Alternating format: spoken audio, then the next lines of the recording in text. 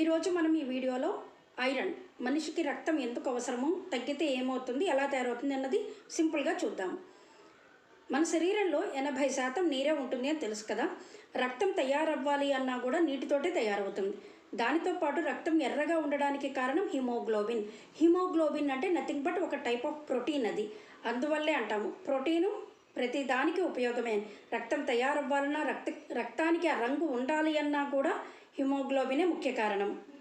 Tiredness, విసుగు, చిరాకు, hair fall, నిస్సత్తువుగా ఉండడము, దేనిలోని యాక్టివ్ లేకపోవడము, ఇలాంటివన్నీ కూడా స్వెట్టింగ్, చెమట పట్టడం ఎక్కువగాను, ఇలాంటివన్నీ కూడా కొన్ని సిమ్టమ్స్ రక్తం తగ్గుతోంది అని చెప్పడానికి.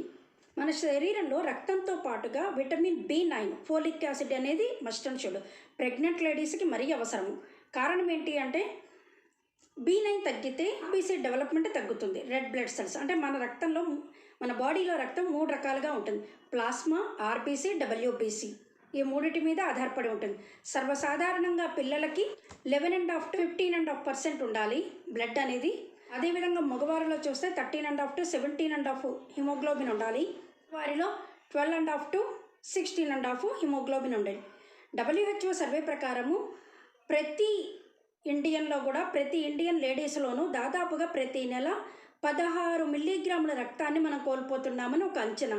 అందుకనే WHO ఇచ్చిన సర్వే ఏంటి అంటే ఇండియన్స్ లేడీస్లో దాదాపుగాను 53.5% హిమోగ్లోబిన్ డెఫిషియన్సీ తోటి, నెక్స్ట్ అదేవిధంగా ప్రెగ్నెంట్ లేడీస్ అయితే 75.5% హిమోగ్లోబిన్ డెఫిషియన్సీ తోటి బాధపడుతున్నారని ఒక అంచనా. దీనితో పాటు మరొక ముఖ్యమైన విషయం ఏంటి, ఎవరైతే గ్యాస్ట్రిక్ ట్యాబ్లెట్స్ వాడుతూ ఉంటారో వాళ్ళకి ఐరన్ అబ్జర్వేషన్ అనేది ఒక ఇంత కష్టమవుతుంది. కారణం ఏంటి అంటే ఐరన్ అబ్జర్వ్ అవ్వాలి అని అంటే బాడీలో ఒక రకమైన గ్యాస్ అవసరం.